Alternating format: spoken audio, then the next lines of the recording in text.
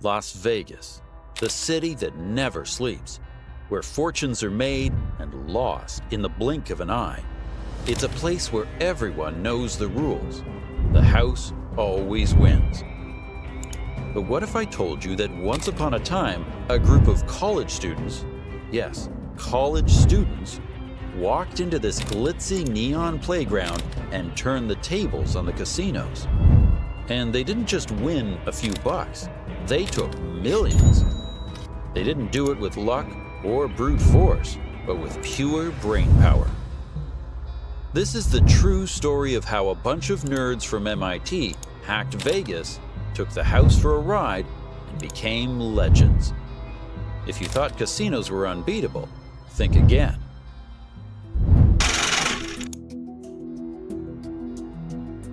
It all began in the classrooms of MIT, the breeding ground for some of the sharpest minds in the world. But for a select few, math wasn't just about solving equations. It was about making money. One night, a small group of students came together with a wild idea. What if they could use their math skills to beat the casinos at blackjack?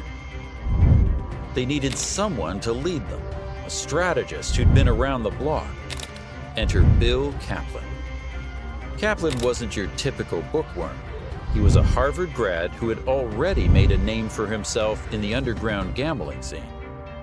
Kaplan had turned a $1,000 bankroll into $35,000 in a matter of months, and he did it by mastering a skill that casinos feared: card counting. Kaplan wasn't just interested in a few quick wins. He saw an opportunity to build something bigger, a well-oiled machine that could churn out millions. But he needed the right team, the perfect strategy, and a whole lot of discipline. They weren't just going to be a bunch of students playing cards. They were going to be a business. Every move would be calculated. Every win, a precise execution of a master plan. Kaplan put them through rigorous training. They had to be flawless, counting cards without breaking a sweat, memorizing complex signals, and perfecting their poker faces. By the end, they were less like students and more like elite operatives on a secret mission. They even practiced losing deliberately, because if they looked too good, the casinos would catch on. And here's where it gets really crazy. These kids were burning through entire weekends practicing, staying up all night, not to cram for exams, but to master the art of deception. Imagine telling your parents you're pulling an all-nighter not to pass physics, but to take down Caesar's palace.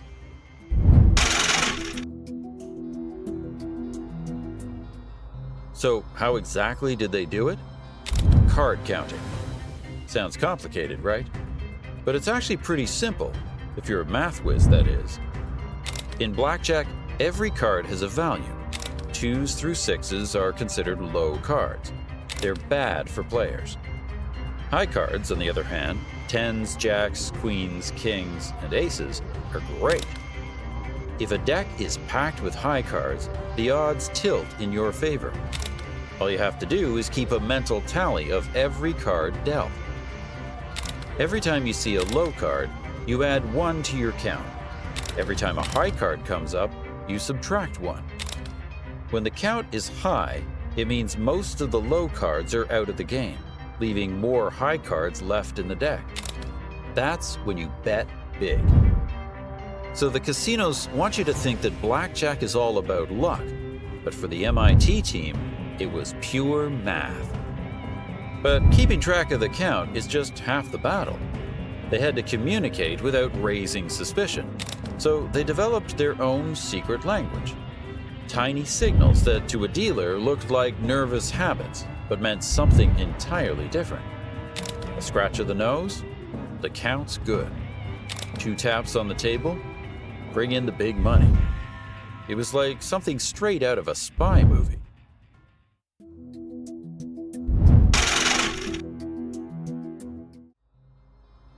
Now imagine this. A group of 20-somethings, dripping in designer suits, rolling into the grandest casinos on the Las Vegas Strip. They didn't look like students. They looked like high rollers. But behind those flashy outfits and cool smiles was a team ready to execute a plan months in the making. They split into roles. The spotters would sit at various tables, betting small and keeping the count. Then the gorillas, the big bettors, who'd swoop in only when the count was perfect. And lastly, the controllers, the decoys who kept an eye on everything and made sure nobody got too greedy.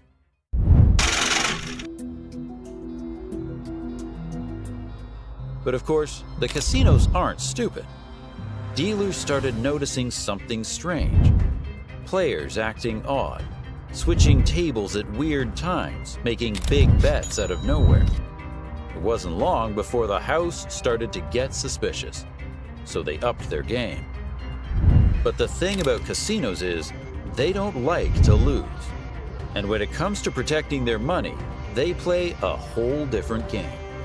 So they brought out their big guns, surveillance. I'm talking face recognition, hidden cameras, and teams of experts whose sole job was to spot patterns and take down anyone who looked like they had an edge. At first, the team's winning streak flew under the radar, but then dealers started to notice something odd. Players who looked totally clueless, flubbing basic strategies, losing hand after hand, would suddenly turn into blackjack wizards, dropping high-stakes bets out of nowhere. It didn't add up. That's when the casinos started to sniff around.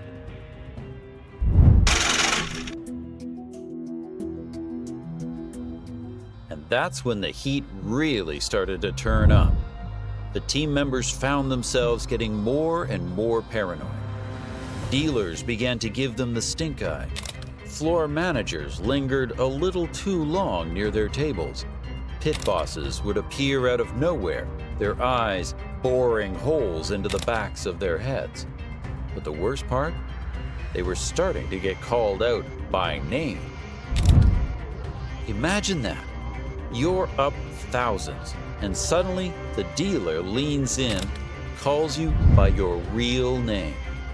It was their worst nightmare come true.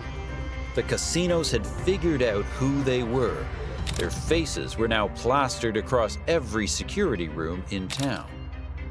Even worse, the casinos were sharing their intel.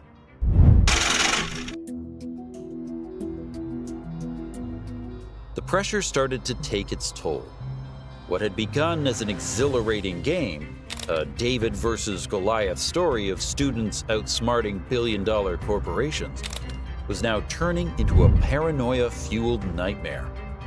They couldn't walk into a single casino without feeling eyes on them. Team members started arguing, nerves frayed to the breaking point. Some wanted to pull out. Others were desperate to keep going.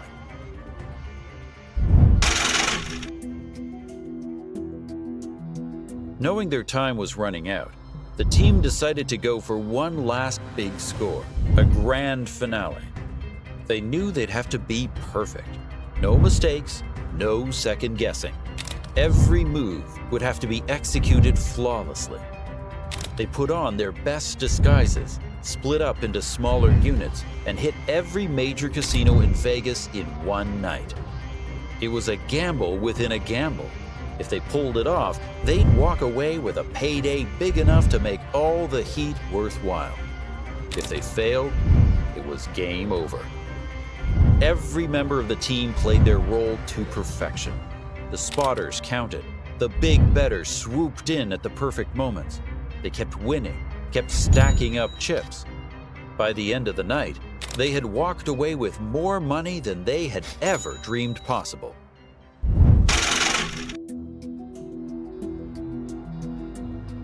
The story of the MIT Blackjack Team became a legend. A tale of brains over brawn, of how a bunch of students took on the mighty casinos and, for a time, won. Their exploits were so sensational that they inspired movies, books, and documentaries. So what do you think? Would you have joined the MIT Blackjack Team, risking it all for a shot at millions? Or would you have kept your head down, sticking to the books? Let me know in the comments. And if you enjoyed this video, don't forget to hit that like button, subscribe, and ring the bell for more incredible stories of guts, glory, and genius. Until next time, keep your cards close and your wits closer.